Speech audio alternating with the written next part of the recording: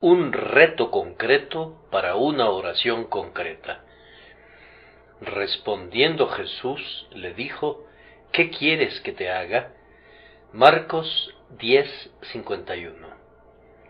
Los discípulos de nuestro Señor imaginaban, sin duda, que subía a Jerusalén para asumir el reino. Ellos esperaban ser partícipes de esa grandeza terrenal que habían concebido ingenuamente que refulgiría en torno a la persona del Hijo de David. Por tanto, cuando el ciego se aventuró a clamar, dando grandes voces a quien consideraban que sería un grandioso rey, estimaron ese hecho como una intrusión atrevida. ¿Quién era el hijo de Timeo para decir: «Hijo de David, ten misericordia de mí»?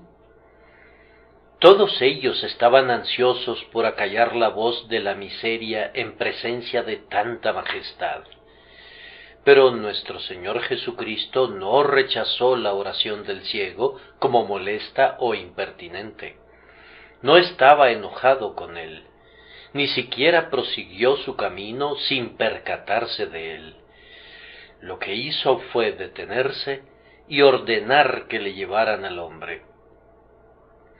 ¿No podemos extraer consuelo del pensamiento de que nuestras oraciones no son nunca intrusiones? Cada vez que acudimos a Dios por estar sumidos en una gran angustia, Él está siempre dispuesto a oír nuestro clamor con atención.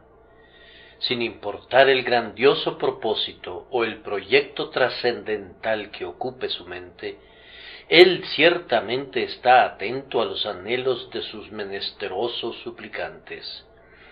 Aunque nuestro Señor Jesucristo sea en este momento Rey de reyes y Señor de señores, y sea inconcebiblemente glorioso, y aunque las huestes de los ángeles consideren como su más excelso deleite cumplir sus órdenes en el cielo, Él tiene el mismo corazón que tenía en la tierra para con los pecadores. En medio de los truenos de los sempiternos aleluyas, Él detecta los suspiros de los prisioneros, las quejas de los que sufren y los gemidos de los contritos. Él se detiene para prestar atención a las solicitudes de los ciegos mendigos y, en su compasión, alivia su congoja. ¿Esto acaso no debería animar a quienes lo están buscando? A pesar de lo que Satanás pudiera sugerirles en contrario, tomen este pasaje de la palabra de Dios para motivar su ánimo. Él oyó el clamor del ciego cuando estaba en la tierra, y Él ciertamente los oye ahora desde el cielo. Y en cuanto a ti, hijo rebelde de Dios, por difícil que te resulte orar, si fueres capacitado para descargar tus penas, tus suspiros serán oídos, tus lágrimas serán vistas, y ciertamente gozarás de una audiencia ante aquel que se deleita en la misericordia. Hay momentos, incluso para quienes viven más cerca de Dios, en que los seres humanos caen en el descorazonamiento e imaginan que su voz no traspasa las puertas del cielo, pero no es así. Cuando no puedo venir a Dios como un santo, cuán grande misericordia es que pueda venir a Él como un pecador. Y si he perdido todas mis evidencias, cuán grande bendición es que no necesites buscarlas y que pueda dirigirme al propiciatorio sin ninguna de ellas. Tal como estoy, sin ningún argumento, excepto que su sangre fue derramada por mí. Cuando, reducido a la máxima mendicidad en cuanto a la gracia interna, me encuentro desnudo y pobre y miserable, todavía puedo oír a Dios diciéndome: yo te aconsejo que de mí compres oro refinado en fuego para que seas rico, y vestiduras blancas para vestirte. Aun en nuestro peor estado, La oración sigue siendo eficaz. Debemos orar mientras vivamos, mientras no oigan los cerrojos de la perdición cerrados con firmeza sobre ustedes, encerrándolos en el infierno. No duden del derecho de petición, ni del predominio de su plegaria sincera. Hay un oído que oye en el cielo, mientras haya un corazón que implore en la tierra. Si esta primera impresión se graba en sus mentes, confío que estarán preparados para las 3 reflexiones adicionales que deseo presentarles ahora. Nuestro Señor le preguntó al ciego, antes de sanarle, ¿qué quieres que te haga? De aquí infiero que es importantísimo que el pecador que busca sepa qué necesita realmente, y algunas veces Cristo se demora en otorgar la salvación para conducir a los hombres a entender más claramente el contenido de esa inestimable bendición. Una gran proporción de las personas que expresan un cierto deseo de ser salvadas no tienen ni la menor idea bíblica de qué es la salvación. Me temo que muchas personas que profesan haber encontrado la salvación son realmente víctimas de una excitación religiosa, siendo grandemente conmovidas por las exhortaciones que han oído, pero que han sido iluminadas en muy poco o en nada en lo tocante a las verdades fundamentales sobre las cuales está basada una buena esperanza. La idea más común, por supuesto, es que ser salvado significa ser librado de descender al abismo y de soportar la sentencia de la eterna perdición. Concedemos que, en verdad, todo eso está incluido en la salvación, aunque está muy lejos de ser su único propósito. Eso es un resultado de la salvación, pero no es la esencia de la salvación, según lo descubren las almas de los redimidos. Los hombres son generalmente salvados, bendito sea Dios, muchos años antes del momento de la muerte, y están conscientes de haberlo sido. En algunos sentidos son tan entera y perfectamente salvos, como lo serán cuando lleguen al cielo. La salvación no es pospuesta hasta el día del juicio, al ser liberados del infierno. Puede ser gozada aquí, en la tierra, cuando tus pecados son perdonados y eres redimido del presente siglo malo. O pudiera ser que tengas una vaga impresión de que la salvación consiste en el perdón de tus pecados. Eso es cierto, pero no encierra toda la verdad. Cuando tú dices, quisiera que mis pecados fueran perdonados, ¿sabes qué es el pecado? ¿Has tenido alguna vez una clara visión de lo que realmente significa eso? Nosotros usamos con frecuencia ciertos términos y palabras comunes, me temo, sin el pensamiento correspondiente en nuestras mentes. Has de saber, entonces, que tú has quebrantado la ley de Dios, tanto por dejar de hacer aquello que debiste haber hecho, como por hacer aquello que no debiste haber hecho. Esos 10 mandamientos que se encuentran en el capítulo 20 del Éxodo son como otros tantos espejos en los que puedes ver lo que has hecho y lo que has dejado de hacer.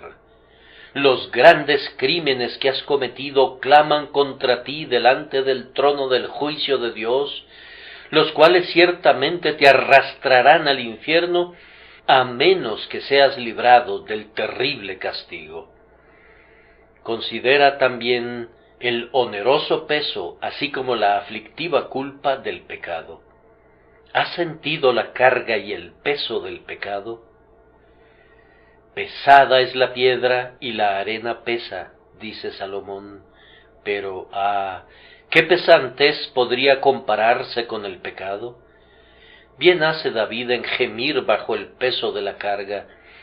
Mis iniquidades se han agravado sobre mi cabeza como carga pesada se han agravado sobre mí.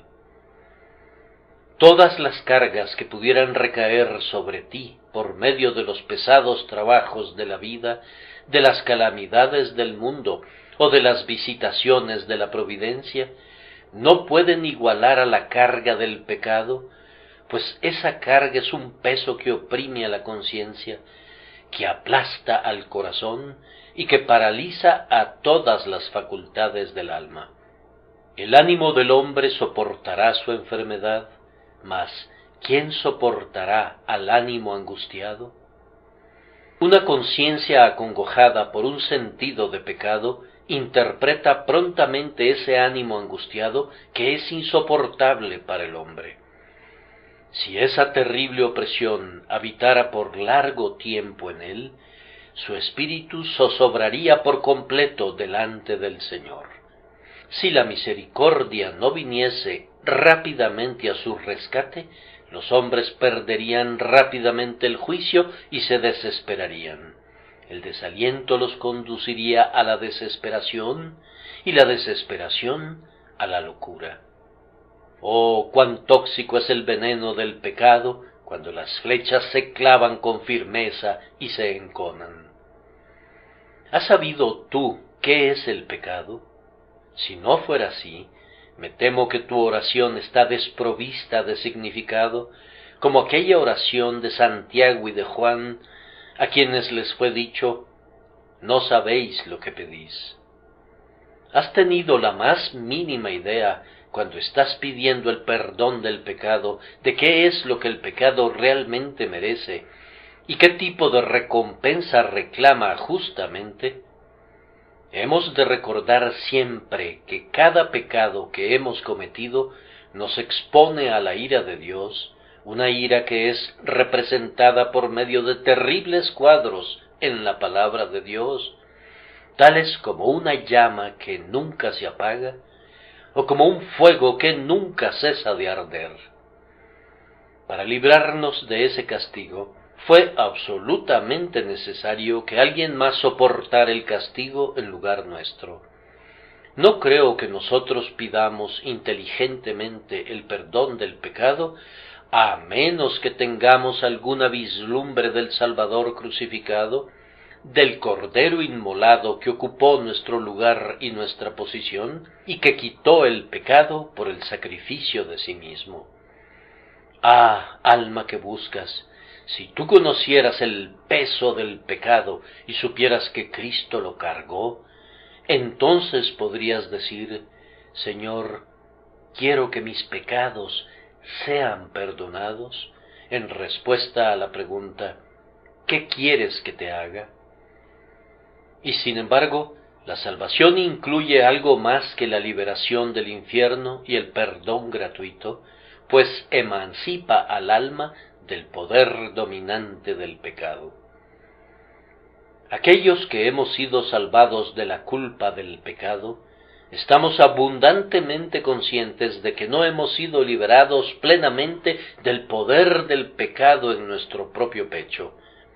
Los seres amados que han pasado más allá de las estrellas y ven el rostro de Dios sin ningún velo intermedio, están salvados, están completamente salvados del pecado que mora en el interior, pero aquí abajo, ninguno de nosotros goza de esa bendita emancipación, aunque haya algunos que se jactan de una perfección que sería muy difícil comprobar.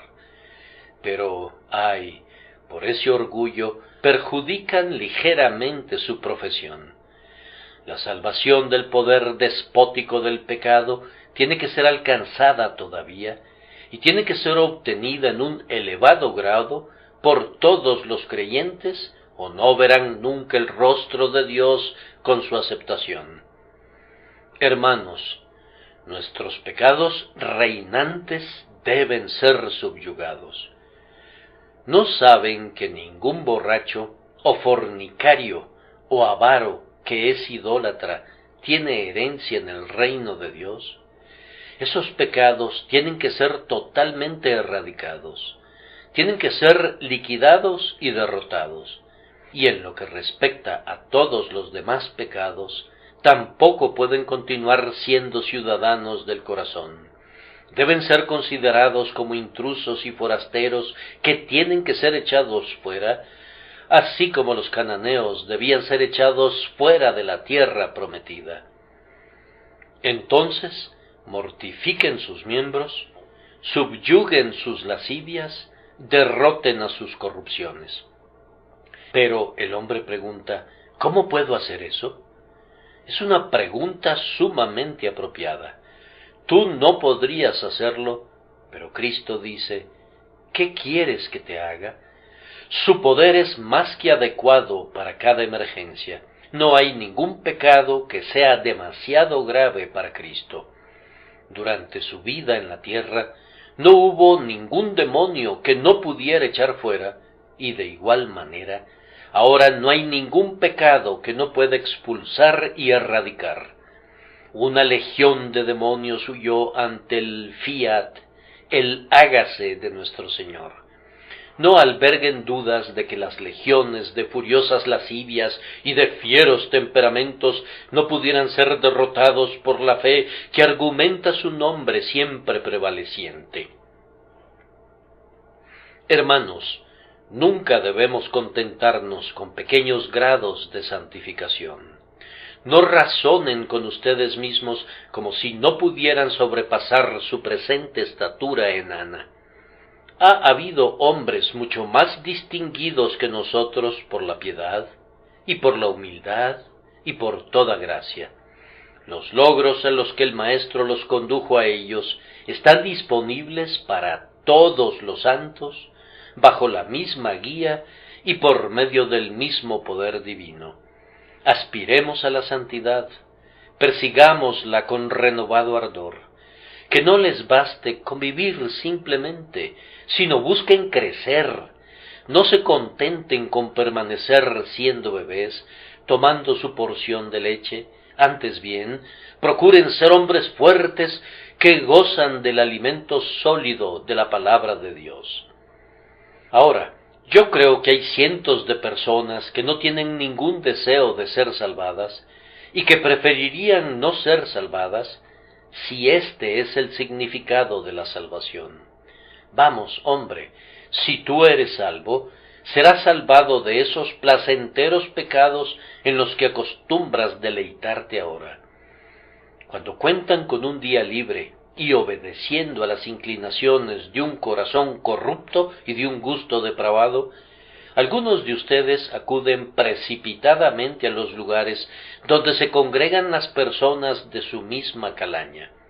Si ustedes fueran salvos, buscarían una sociedad muy diferente.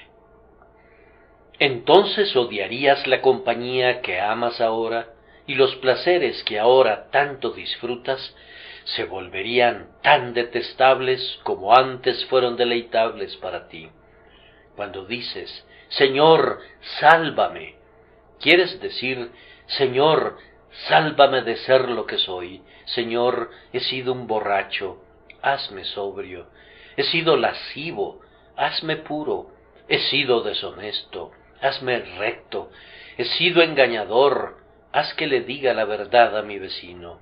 He estado violando tus estatutos, hazme consciente de tu palabra. He sido tu enemigo, Señor, hazme tu amigo. He hecho de mi estómago un Dios, ahora sé tú mi Dios. Yo deseo ser reconciliado contigo, de tal forma que tu voluntad sea mi voluntad, que tu servicio sea mi deleite, y que tu camino sea el sendero que yo elija. ¿Quieres decir eso? Si alguien dice honestamente, yo en verdad deseo ser salvado del pecado, no creo que ese deseo permanezca insatisfecho por largo tiempo. Antes bien, el Señor Jesús le dirá, tu fe te ha salvado. Él puede y quiere salvarte, si eso es lo que quieres decir. En cuanto a ustedes, buena gente cristiana, que están buscando la conversión de los pecadores, procuren hacerlo a la manera de Cristo. Es correcto que los exhorten a creer en Cristo, me gusta oírlos cantar, hay vida en una mirada al crucificado.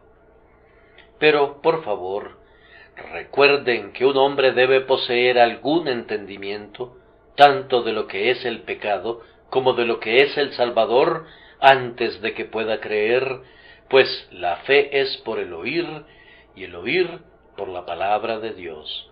Esfuércense, por tanto, en instruir a las personas en el Evangelio. Simplemente exhortarlos a creer, clamar simplemente, crean, crean, crean, tiene muy poco valor, sin importar cuán denodado sea el hombre cuando eleva ese clamor, pues el pecador pregunta naturalmente, ¿qué es lo que debo creer? ¿En quién debo creer? ¿Por cuál razón debo creer? ¿Por qué necesito creer? Entonces, ocúpense de su labor de salvar almas en el poder del Espíritu Santo. Ocúpense de ello inteligentemente, entendiendo que, así como Jesucristo no abriría los ojos del ciego mientras no le hiciera expresar, no como información para Cristo, sino para la propia comprensión del hombre, qué era lo que necesitaba, y le hiciera decir, Maestro, que recobre la vista, así deben procurar ustedes, al declarar el Evangelio, no dar simplemente las reconvenciones, las admoniciones y las exhortaciones del Evangelio, sino que deben dar también sus instrucciones.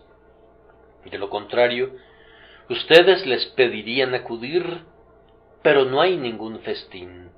Los invitarían a las aguas, pero sin decirles dónde están las aguas. A partir de ahora, adopten el hábito de instruir a los pecadores en el camino del Señor. Como dice David, entonces enseñaré a los transgresores tus caminos, y los pecadores se convertirán a ti. Dejamos esta primera homilía y proseguiremos a una segunda. Nuestro texto nos indica claramente a todos nosotros la gran necesidad de orar con un objetivo específico. No se le permitió a ese pobre hombre hacer una petición general. Hijo de David, ten misericordia de mí. Era una oración muy apropiada y una oración muy bendita, pero ciertamente era una oración muy general. Así que fue conducido a ser más específico en su petición. ¿Qué quieres que te haga? Pides misericordia. ¿Qué forma de misericordia necesitas? ¿De qué manera particular te ha de otorgar misericordia la mano generosa? El ciego responde de inmediato, Maestro, que recobre la vista. Da con precisión en el blanco. Necesita la vista y es por su vista que implora. Esa es la manera correcta de orar de los creyentes. Yo quisiera que practicáramos más ese tipo de oración en nuestras reuniones de oración. No es que ponga reparos, pues hemos tenido una bendita temporada de oración aquí, pero tengan la seguridad de que las oraciones que van directamente al objetivo son las mejores oraciones en todos los sentidos, siempre y cuando sean veraces y sinceras. Ustedes saben que hay una forma de orar en el aposento y una forma de orar en familia en las que no se pide nada.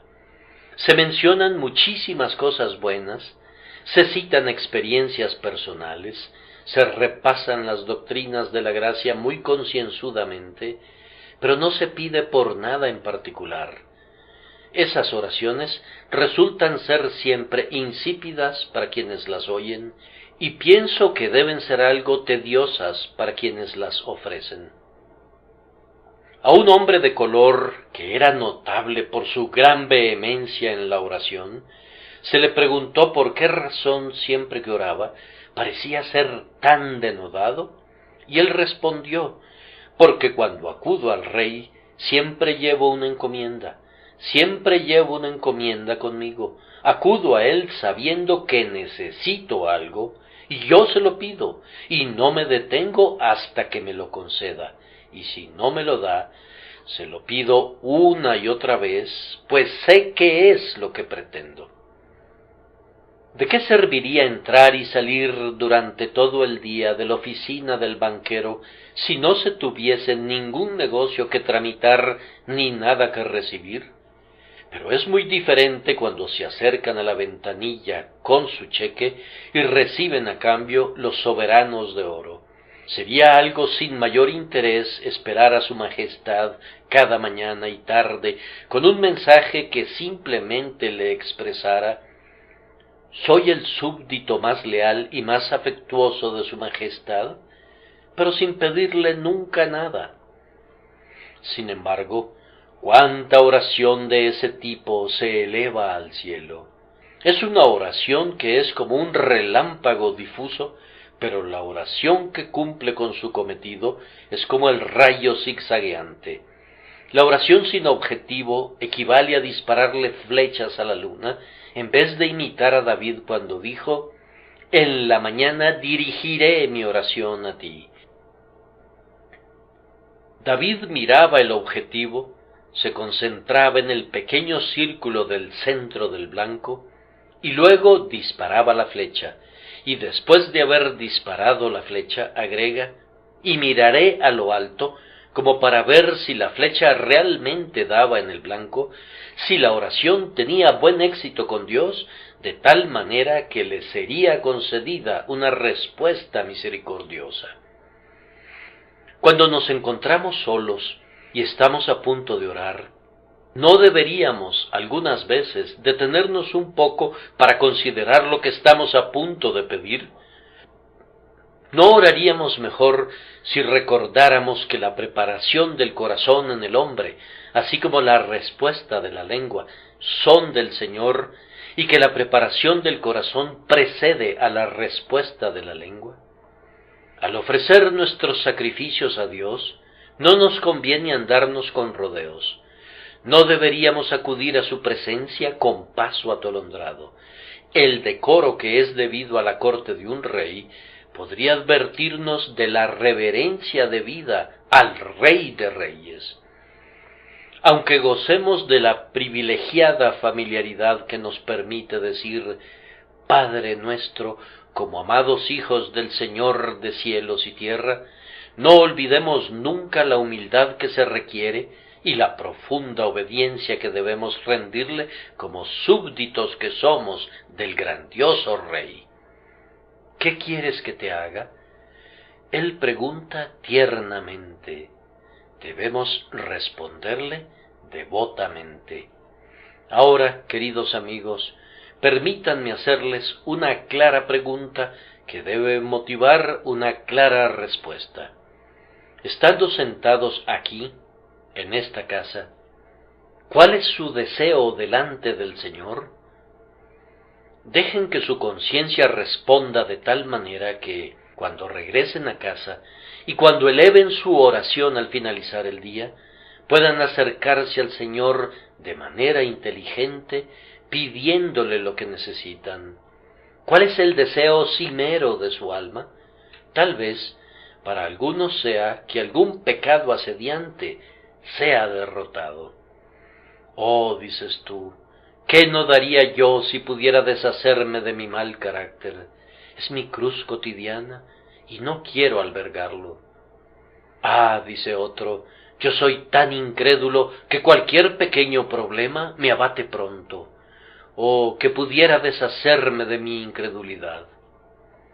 Bien, muy probablemente, queridos amigos, el pecado contra el cual tienen que pedir ayuda es uno contra el cual están luchando ahora. Si yo me acercara a ustedes por el pasillo y los tomara por la solapa y les dijera cuál es su principal pecado, se sentirían muy vejados por mí, pues somos propensos a resentir la fidelidad de aquellos que nos dicen nuestras faltas. Tocar el lugar sensible hace que los nervios se resientan y pareciera constituir una deliberada tortura. Cuando alguien se queja de algo que nuestra conciencia no endosa, lo tomamos amablemente y aceptamos sus buenas intenciones, pensando que si nos conocieran mejor, nos habrían estimado más altamente. Pero si tocan realmente las llagas allí donde más nos arden, no admiramos el tratamiento que se nos da. El sonrojo que sentimos es un rubor que estaríamos dispuestos a ocultar. Sin embargo, no encubran ahora el vicio que un Dios omnisciente puede discernir. Dejen que este sea el momento de escudriñar el corazón. Digan ahora: Señor, ¿es mi pecado la avaricia? Ese es un pecado que hasta ahora no he oído que nadie confiese.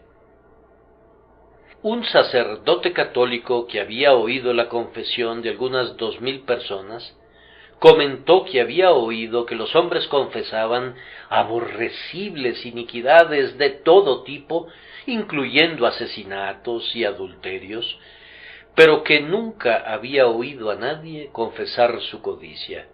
Ese es un crimen que bautizan y llaman por otro nombre. Un hombre codicioso piensa que es prudente. Él simplemente está reservando un poco de dinero para un día lluvioso. Su ambición, les dice, no es para gratificarse a sí mismo, sino que es un generoso impulso para proveer a su familia. Nos quieren hacer creer que derrochan su fuerza y marchitan sus almas por sus esposas y por sus hijos. Sin embargo, su fortuna es su falacia.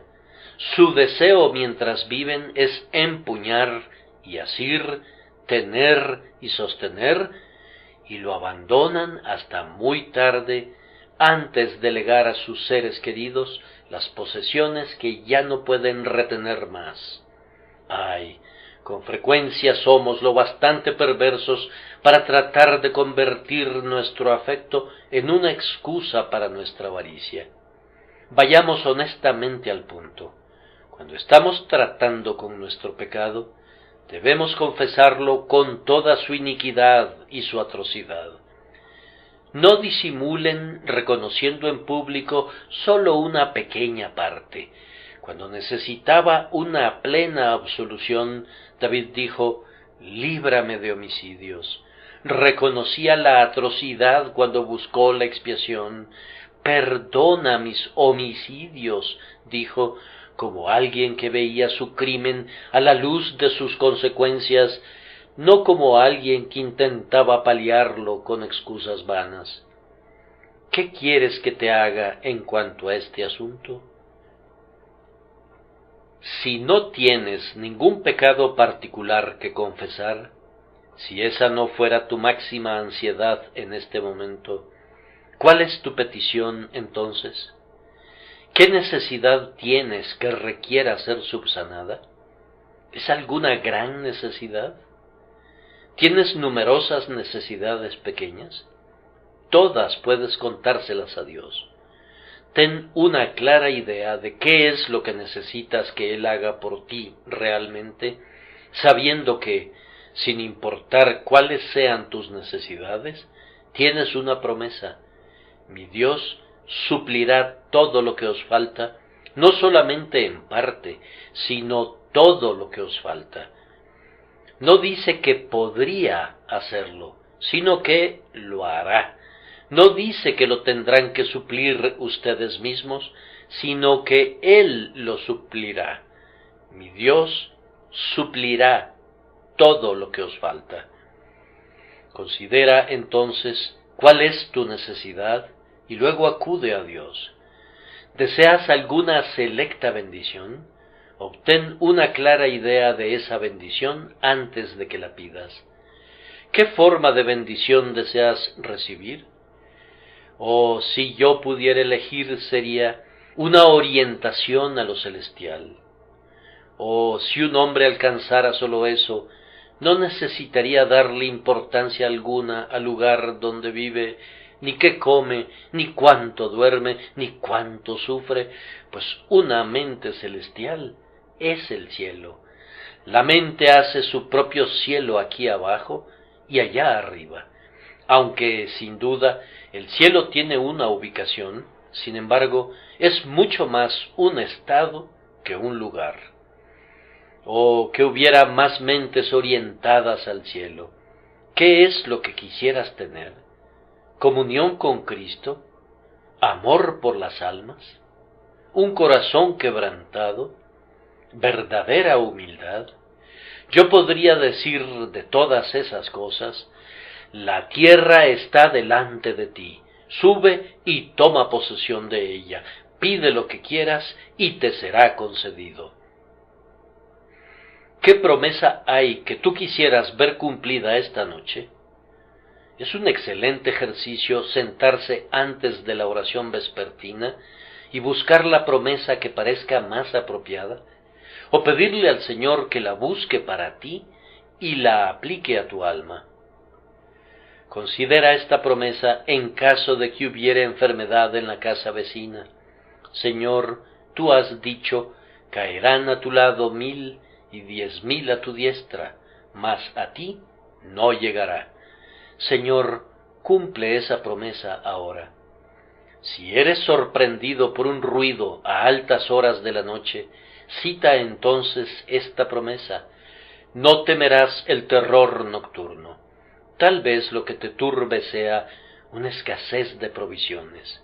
Entonces, aquí tienes otra promesa: se te dará tu pan y tus aguas serán seguras. Cuando perdiste una llave el otro día y no podías abrir el cajón, ¿qué hiciste? Mandaste llamar a un cerrajero y vino con todo un manojo de viejas llaves oxidadas. ¿Para qué? Pues bien, buscó una que se ajustara a la cerradura de tu cajón y lo abrió de inmediato. Ahora, las Biblias de muchas personas son justamente como ese manojo de llaves oxidadas. Siempre hay una llave en la Biblia que se ajusta a la cerradura de sus necesidades, siempre y cuando buscaran hasta encontrarla. Pero algunas veces estamos sumidos en la angustia, como estaban Cristiano y Esperanzado en el castillo de la duda, y tenemos que decir, como dijo Cristiano: qué tonto soy al estarme pudriendo en este maloliente calabozo, teniendo una llave en mi pecho que estoy persuadido de que abriría todas las cerraduras del castillo de la duda. Escudriñen las promesas, entonces, y acudan delante de Dios con una clara respuesta a la pregunta: ¿qué quieres que te haga? Señor, necesito que esa promesa sea cumplida, o que esa gracia sea otorgada, o que esa necesidad sea suplida, o que ese pecado sea perdonado. Entonces, queridos amigos, para mantener nuestro propio interés en la oración intercesora, yo creo que es muy necesario que tengamos objetivos claros.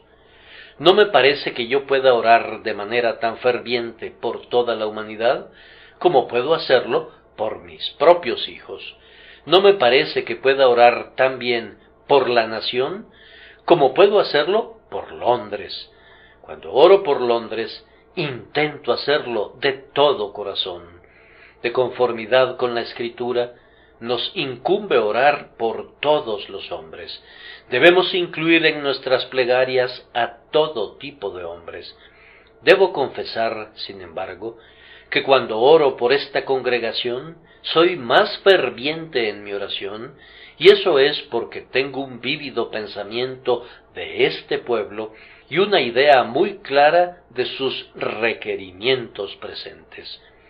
Si ustedes necesitan orar por alguna persona en particular o por algún objetivo en especial, entre más entiendan el caso que tienen entre manos, más cálida y más viva será su plegaria.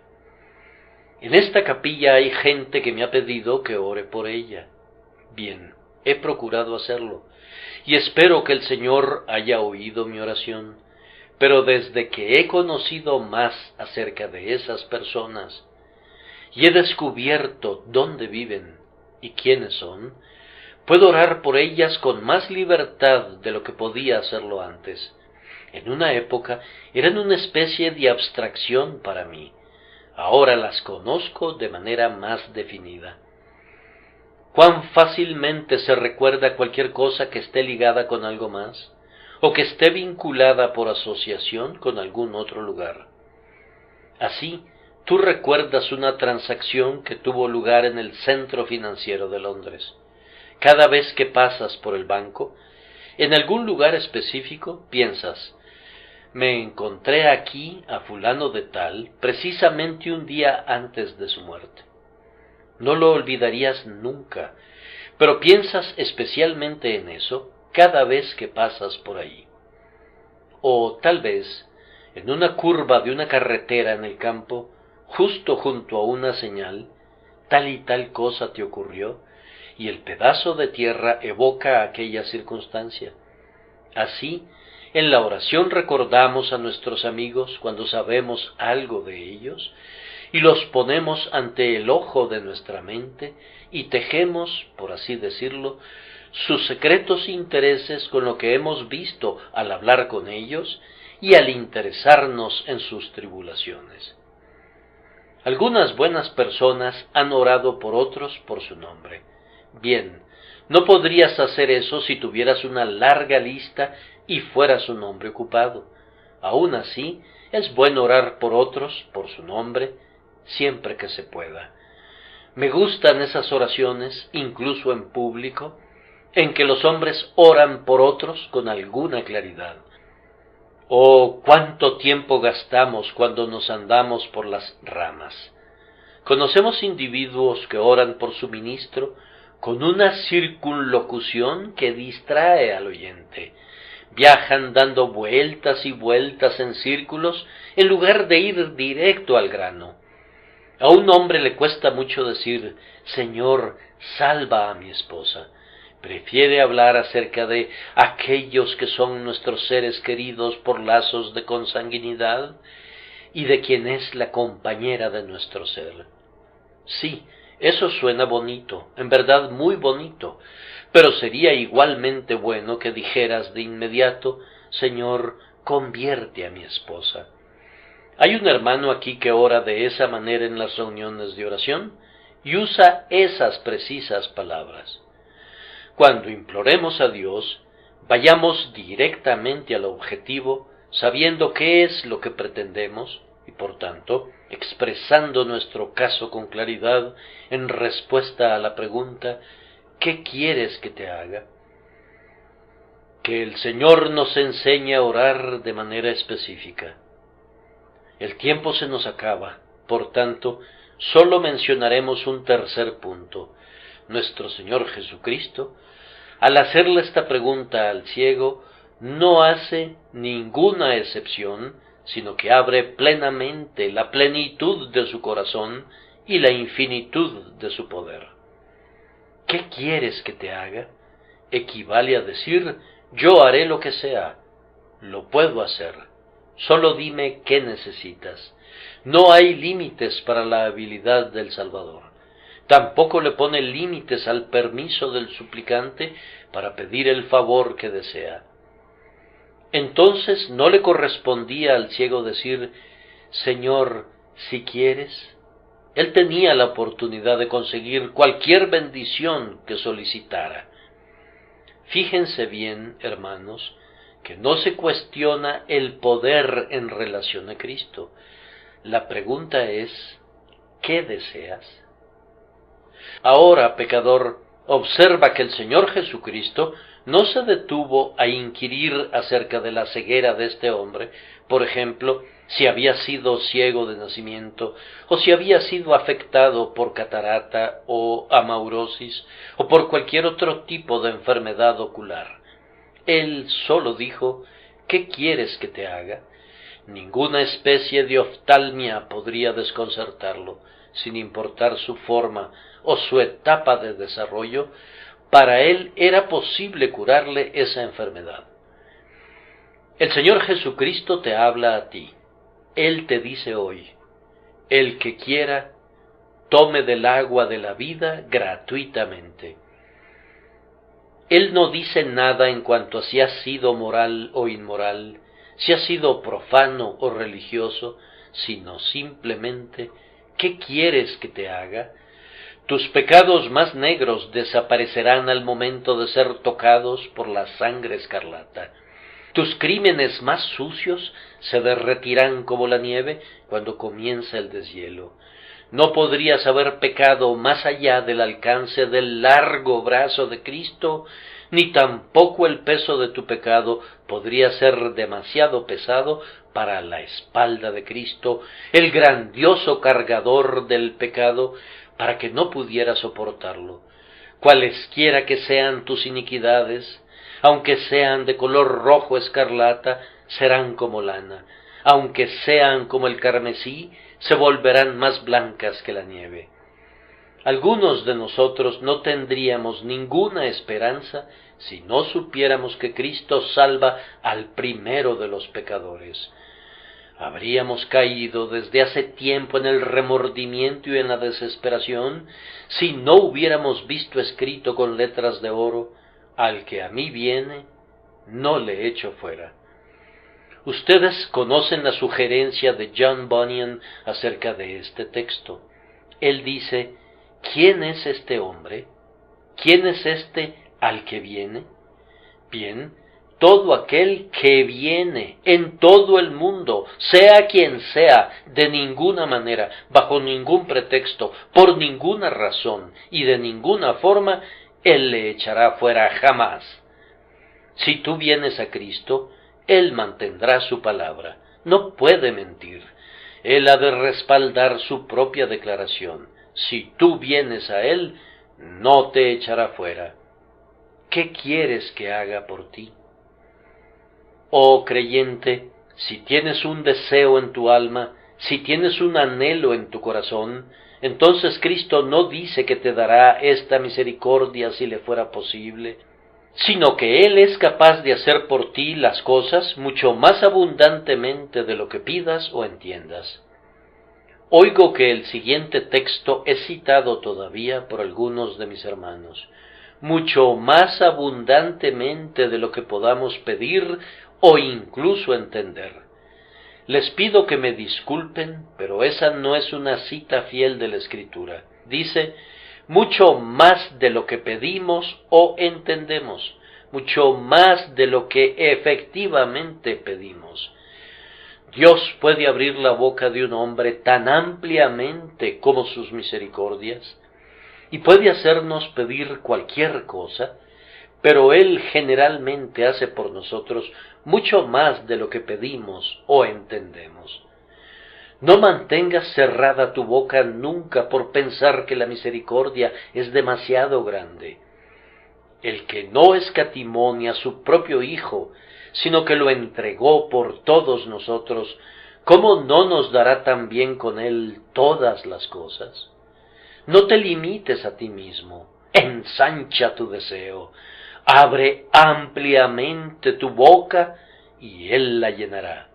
Él te da carte blanche, carta blanca. Pide lo que quieras, lo pone delante de ti, deleítate a sí mismo en Jehová, y Él te concederá las peticiones de tu corazón. Que así sea para nosotros, de conformidad a nuestra fe, y suya será la gloria. Amén.